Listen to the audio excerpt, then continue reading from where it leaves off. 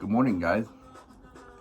So this video, blow a piece of hair off my screen. This video is basically a follow-up of Donald Trump's presidential bid, well, the announcement that is anyway. Just to remind you, he is eligible for a second term. But this will be a non-consecutive term should he become the nominee and subsequently win, which, God forbid, I hope he does not. And I'm pretty certain he's not going to win anyway, considering he's been impeached. Twice. And on top of that, you know, he is under investigation, so it really could really affect his campaign. So, but if you watch the news conference, or if you haven't, you will know that he made a substantial amount of false claims and ridiculously misleading statements in his speech kind of leading up to his announcement. So, there were, I think CNN caught about maybe 20 or so of them. I think I pretty much heard a lot of them, and I was able to remember about a good 3 or 4 of them. So I got like the 20 or so false claims along with the fact checks that went along with them, and I put them here on my notepad on my iPad. So I gotta get it right here. I'm starting it.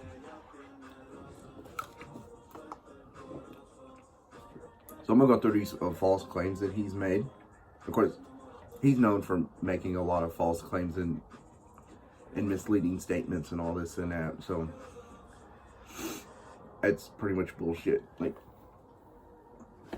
I mean, I can't begin to tell you just how embarrassing his speech and announcement were, especially with all those false claims and statements he made. Here, let me start with this one. He claims he helped save lives during the coronavirus pandemic. That he did not. Like, throughout the pandemic, or leading up to his departure from the White House, he continuously downplayed the virus. Even when you had like the first case confirmed here in January of 2020, like he basically he dismissed it and downplayed it, saying it's like not a big issue or anything. Yeah, well, and when March came about and the pandemic really got bad over here to a point where we all locked down, minus essential workers, that is, because you know they still had to go to work. I gotta tell you, yeah, he had an interview with Bob Woodward, right? And he stated it. He always liked downplaying the virus to avoid creating a panic. Well, that's false. I mean, there's going to be a panic regardless. So as I said, he continued to downplay the virus. He ignored, contradicted, made a lot of false claims and statements about the virus and stuff like that, and that subsequently, and because of that, it led to like thousands of new cases of COVID daily, which also subsequently led to thousands or so deaths. So that's pretty much how reckless he was with the virus. But so, and pretty much it took us electing Joe Biden just to barely get a grip on the pandemic here in the United States. The next one, now this eventually became a true statement, but he has falsely asserted this on multiple occasions. Now, you all know the Republicans took back the House of Representatives. Now, here's a catch.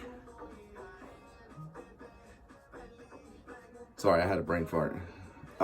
It's really early over here. It's like 7 something. But anyway, prior to the Republicans officially taking back the House, Trump has falsely asserted that the GOP had won the House and that Pelosi was out and all this and that. At the time, that was just not true. The house had not been called. But it now has. So now he can go on about saying that the Republicans won. He can go and brag about all he fucking wants. Let's see. The next one is, the next one, Ukraine. He claims the war in Ukraine would have never occurred if he was president. Well, here's the deal. Regardless of whether or not Trump was president, Putin would still invaded Ukraine.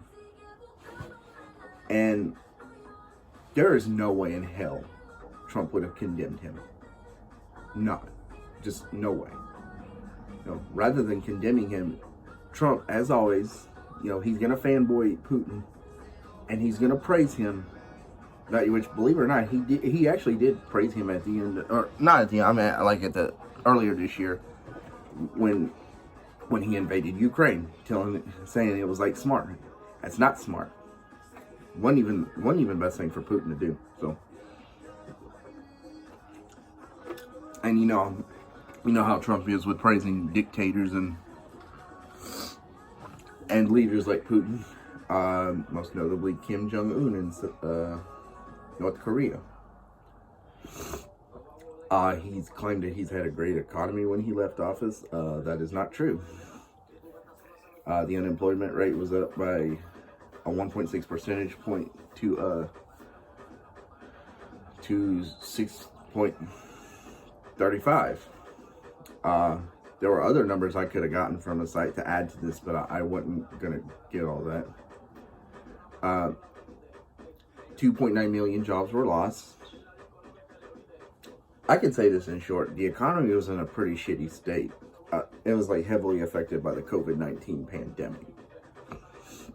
And he wanted to get the pandemic, or not the pandemic, he wanted to get the economy back on track. Well, did he not realize that the economy was severely affected by the fucking pandemic? You can't have an economy without first taking care of a pandemic. You got to get the pandemic under control, then you can fix the economy. But see, he would have actually left office with a good economy had he got the pandemic under control. But that's just not the case here. He claimed in his speech that the U.S. got $85 billion worth of military equipment in Afghanistan upon its withdrawal last year.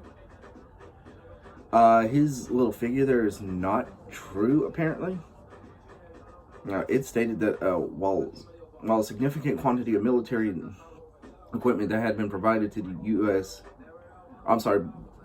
U.S. to Afghan government forces was indeed abandoned to the Taliban upon the U.S. withdrawal, the Defense Department has estimated that this equipment had been worth about $7.1 billion, a chunk of about $18.6 billion worth of equipment provided to Afghan forces between 2005 and 2021. So,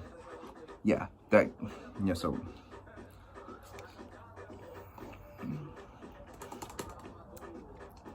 Trump has claimed that his administration filled up the strategic petroleum reserve, but it has now been virtually drained by the Biden administration. Well, here's the deal. He did not fill up the reserve, and the reserve is not virtually drained. Now it says here the reverse actually contained fewer barrels of crude oil when he left office in early 2021 than when he took office in 2017. The reserve remains the largest in the world, even though it was at a 38-year low after President Joe Biden released a major chunk of it to keep oil prices down in the wake of Russia's invasion of Ukraine, and coincidentally or not, prior to the midterm elections. He has claimed that no president has ever sought or received a dollar for a country from China until he came along. That is actually not true. No president prior to Trump had generated any revenue through tariffs on goods from China.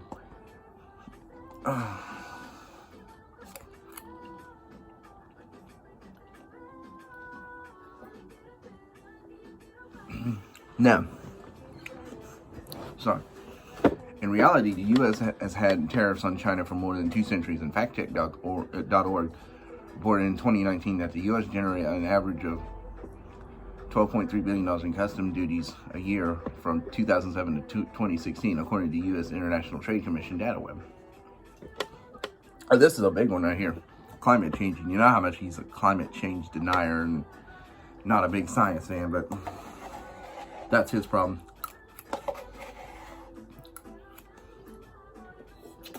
While his interest was about, he's worried about people not talking about nuclear weapons because they're obsessed with the environment or whatever. Now, he has stated, though he did not mention climate change by name, he did say it would.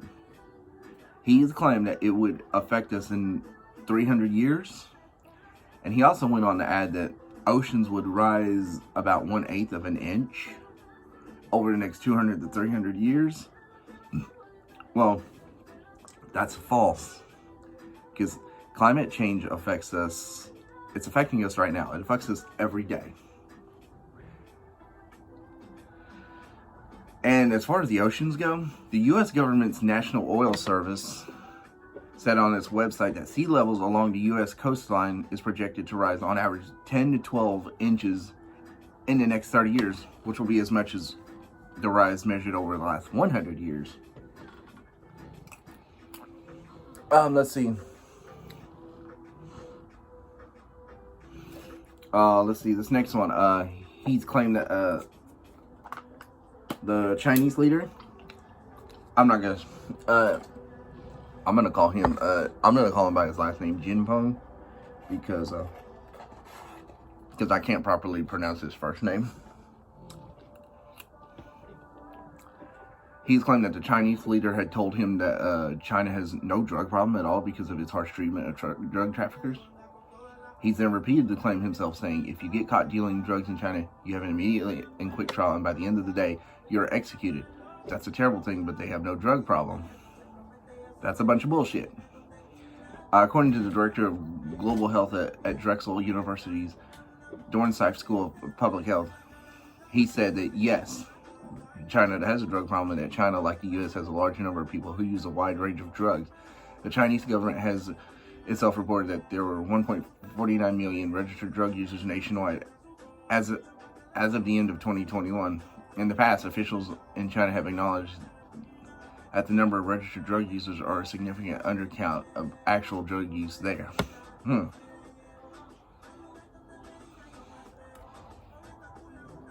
that's another interesting one here. Now, given that Trump is under investigation for taking classified documents from the White House to his Mar-a-Lago estate in Florida, he claims that former President Obama mishandled and subsequently took classified documents with him. That's not true. The National Archives and Records Administration would point that out in August when Trump previously made this claim. Though Trump claimed that Obama had taken millions of records to Chicago, NARA explained that in a public statement that it had itself taken these records to a NARA-managed facility in the Chicago area, which is near where Obama's presidential library will be located, and it said that as per federal law, former president has no control over where and how NARA stores the presidential records of his administration. NARA has also debunked Trump's recent claims about various other presidents having supposedly taken documents to their own home states. In those cases, too, it was NARA that moved the documents, not the former president. So you would think after Trump had left office, NARA would take the classified documents from his administration and they would go with them. But that's not the case here, because Trump's the one that took documents back to his home state. So, yeah, Trump's claims there are false. There's another interesting one. He's made false claims about gas, saying that they had risen between $5 to $8. Now, here's a fact check here. While the price of a gallon of regular gas did briefly fall to $1.87, and maybe lower, during the depths of the COVID-19 pandemic in 2020, the national average for regular gas on Trump's last day in office, January 20th, 2021, was much higher than that, $2.39 per gallon. According to the data provided to CNN by the American Automobile Association. And while there are some remote gas stations where prices are always much higher than the national average Tuesday is $3.75 per AAA data, not $5, $6, $7, or $8. California, the state with the highest prices, as usual, has an average of $5.42. Let's see here.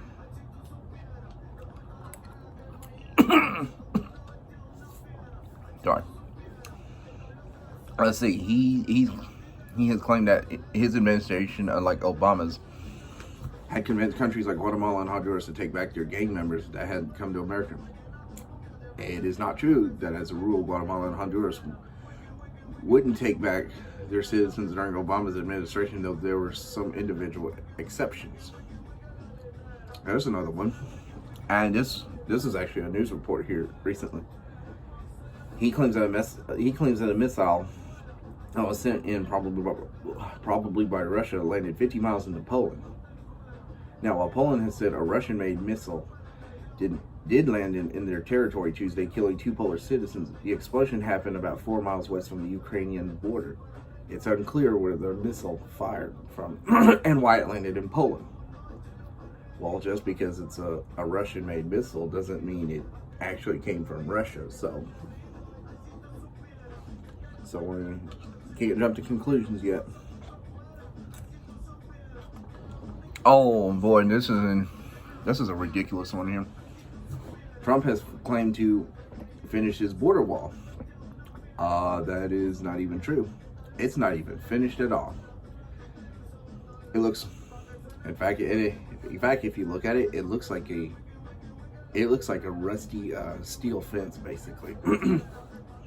Now, according to an official border wall status report written by U.S. Customs and Border Protection, 2 days after Trump left office, about 458 miles of wall had been completed under Trump, but about 280 more miles had been identified for wall construction had not been completed. The report provided to CNN said that, of course, 280, about 74 miles of barriers were in the pre-construction phase and had not yet been awarded in locations where no barriers currently exist, and that 206 miles were currently under contract in place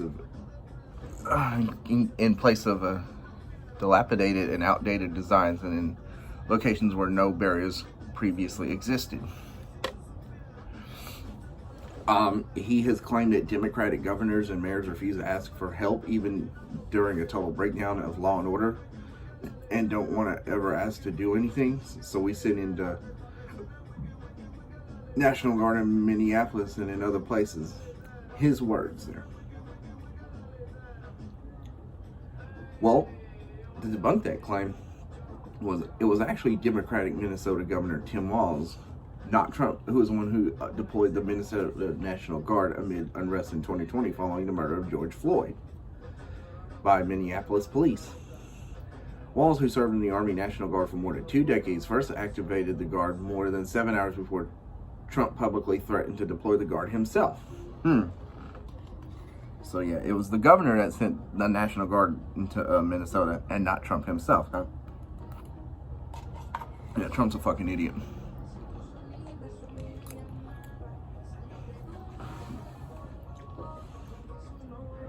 He also mocked Biden's mental acuity, saying there are a lot of bad things, like going to Idaho and saying, "Welcome to the state of Florida. I really love it." Now, this never actually really happened. Biden, like Trump, has made occasional gaffes in referring to places, but this one is fiction. At a rally earlier this month, Trump claimed that Biden had gone to Iowa and wrongly claimed to be in Idaho. That false claim was published by a satirical website in 2020. So, yeah, he's a real piece of work.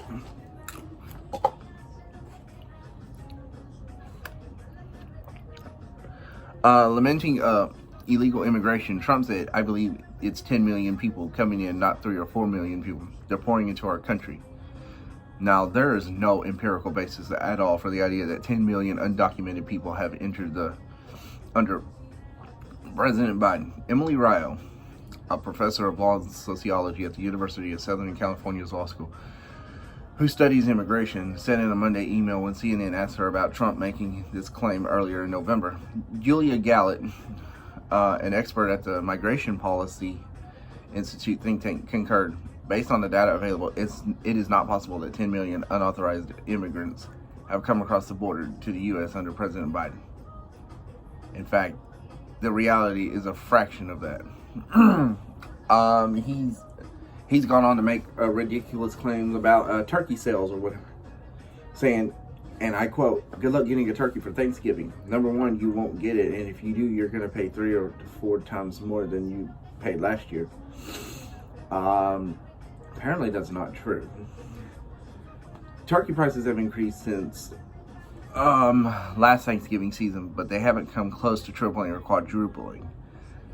The weighted average advertised supermarket of a price of a whole frozen hen is 97 cents per pound. As of the most recent U.S. Department of Agriculture report, up to about 10% from the same time last year. The price of a frozen tom was up by about 7%.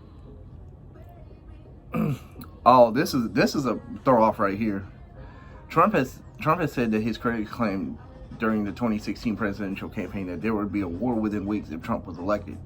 And he said, and I quote, "I've gone decades without a war. The first president to do that in a long period." Well, here's the deal. He was president for 4 years, right? Mm-hmm. And there's no way he's gone decades without a war. So that's pretty false. Now, as president, he did preside over the U.S. involvement in wars in Afghanistan, Iraq, and Syria. And though obviously he didn't start any of these wars, and he withdrew some troops from the 3 countries. And he was commander-in-chief for dozens of U.S. airstrikes, including drone strikes in Somalia, Yemen, Libya, and Pakistan. Plus a drone strike in Iraq that killed Qasem Soleimani. His name was a little hard to pronounce. Head of Iran's Islamic Revolutionary Guards Corps,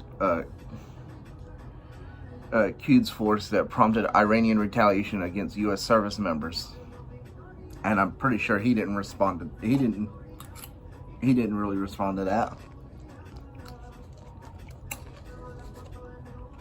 No, this is a pretty ridiculous one here too.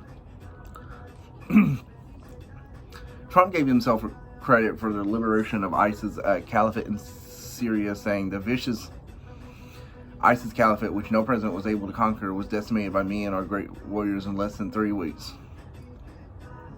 In less than 3 weeks? 3 weeks into your presidency in 2017? The ISIS caliphate was declared fully liberated more than 2 years into Trump's presidency in 2019, and not less than 3 weeks into his presidency in 2017. It's not entirely clear what Trump meant by decimated, but the fight continued long after Trump's first weeks in office, and Trump gave himself far too much credit for the defeat of the caliphate, as he has in the past.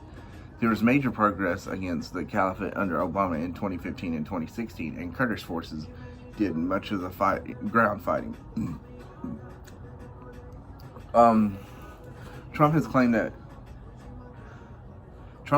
there had been no Islamic terrorist attacks during his presidency, or at least none that he can think of anyway. Well, let's see. Trump did qualify the claim by saying, practically, just about not that I can think of, but it's not true that there were no terrorist attacks carried out by Islamic extremists during his presidency. Trump's own Justice Department alleged that the terror attack in New York City in 2017, which killed 8 people and injured others, was an act of Islamic extremism carried out in support of ISIS. In fact, Trump repeatedly lamented this attack during his presidency.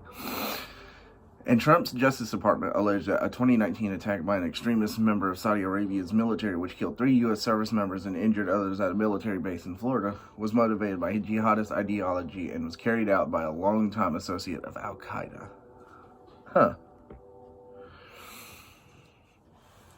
Trump has claimed he...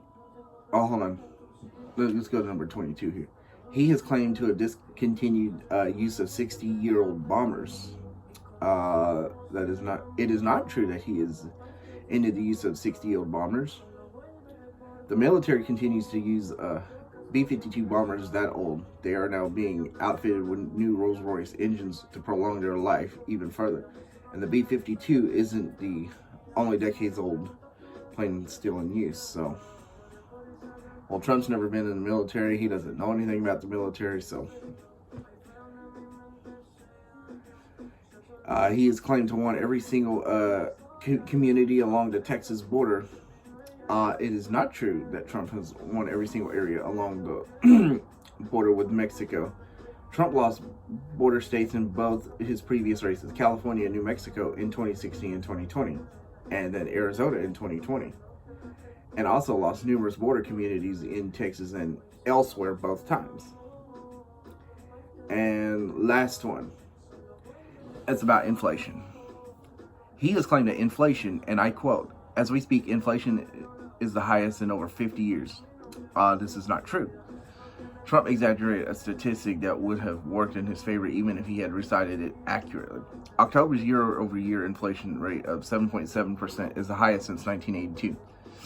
If you don't count the previous months this year, when it was higher. So ignoring those other Biden era months, it's the highest in 40 years and not the highest in over 50 years. So, yeah, that's pretty inaccurate right there. Well, and so those are the false claims Trump has made. Yeah, those are the false claims he made in his speech Tuesday night. So, that's pretty embarrassing, I would say. Well, I mean, it's no doubt that it's embarrassing, but... And just think, he's gonna go on the campaign trail. He's gonna be flapping his traps and this and that, making even more false and misleading claims and statements and stuff like that. But I mean, hey, it could very well hurt him. But his bid for the presidency is already going to be hurt by the investigations he's a subject to, federally and domestically. So in his present situation, it's not the best idea for him to run for president, though he is eligible for a second term, though. But we cannot afford another 4 years of Donald Trump. I know I've said in the past I voted for him in 2016. I did not vote for him in 2020, and I sure as hell will not vote for him in 2024. So, but I guess when the time comes, one thing we got to do is just vote if he becomes the nominee. And should Biden run for re-election, I don't want to see a Biden versus Trump too. We already saw how that turned out to be. It was a shit show. But anyway, that's been Trump's false claims. And I'm going to end this video now. So, you guys have a great day, and I'll see y'all next time.